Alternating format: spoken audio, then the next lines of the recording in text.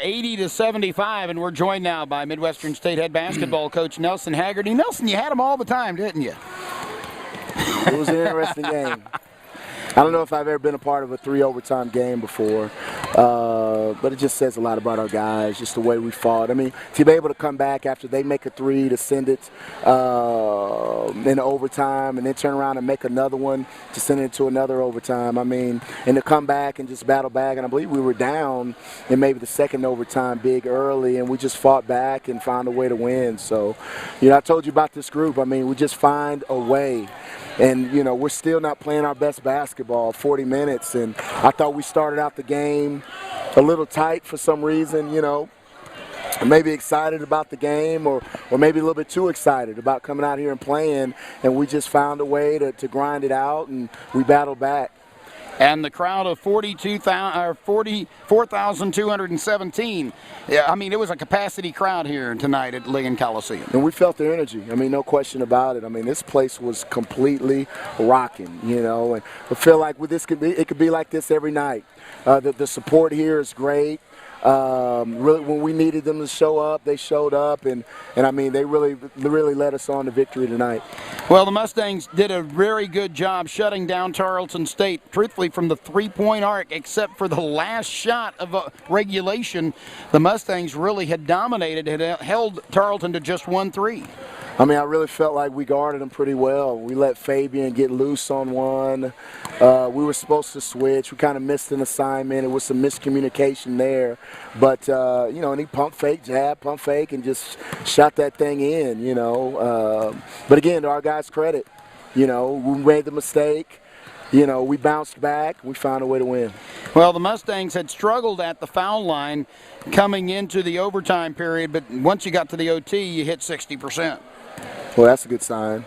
You know, I mean, when we had to make them, we made them. And we had some guys made some big shots now, some really big shots. I mean, Keontae Logan made 2 huge threes, and Anthony Harris was great from the 3-line tonight. And they did a good job of guarding our post guys underneath. They really forced us to make the extra passes. And, you know, we got to find out a way to be a little bit sharper offensively to get what we want out of every possession. Harris was 6 of 9 for the floor, part of his 20 points, 4 of 5 from the arc, and I thought really when he hit that first one you could almost see that he had something going. Well, he had a nice stroke going, I tell you, and they all of them looked good. But it's just something that he can do. You know, he can shoot it from the perimeter. He can score around the basket. He rebounds tough. He had 4 blocks tonight. You know, I mean, he was just superb for us tonight, and we're looking for him to do more of that during the season. And that really opened up the middle when he started hitting those threes. When he hit those 3 in a row, suddenly that middle opened up, and others could be able to penetrate, and you got some guard penetration in there. Well, I mean, we got to get the ball. You know, we got to get these guards to get in the lane a little more. I still think we shot a few too many threes. And, you know, we didn't have great nights out of some of our guards that usually give us some good stuff, but for whatever reason. But I tell you what, they all guarded really tough, and when it was time to make plays late, I mean, they made them. What about the defensive play of the freshman from Burke Burnett, Darrell Gibbs? You had to call on him, and he shut down his man that Absolutely. He was guarding. Well, he's athletic. He's more athletic than he even knows. I mean, he's freakish athletic, and he has no clue how good he's about to be, I tell you.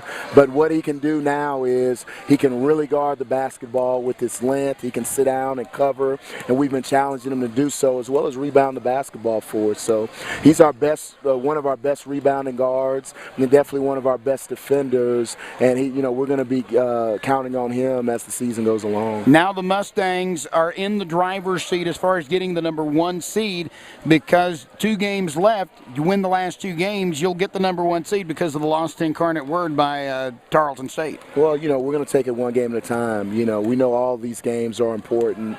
You know, even the Central Oklahoma game on Saturday. You know, we're playing for you know, to host the region. You know, we got to make sure that each game that we give it its proper attention and focus, and be about us getting better as a team and get to playing our best basketball. So we showed a lot of signs, but we got to put together a 40-minute game of playing the way that we're capable of playing. Well, after 3 games in 6 days, now it's almost a full week off. You play again on Saturday, a non-conference game against UCO. Well, you know, they're a good basketball team, and they've played probably the toughest schedule. I don't know if there's a Division II team that's played a tougher schedule. I really don't. So we know they're battle-tested. They played a lot of road games. They haven't had a lot of road games or home games this season, and they're going to come in here a pretty confident group, and, again, wanting to avenge a loss from earlier this season and definitely from the regional final. Coach, congratulations. A nice win for your 21st. Absolutely. Mustangs go to 21-2, 14-2. Happy Valentine's Day. Congratulations. Spend Thanks, it with Coach. the one you love. Coach Nelson Haggerty of the Midwestern State Mustangs.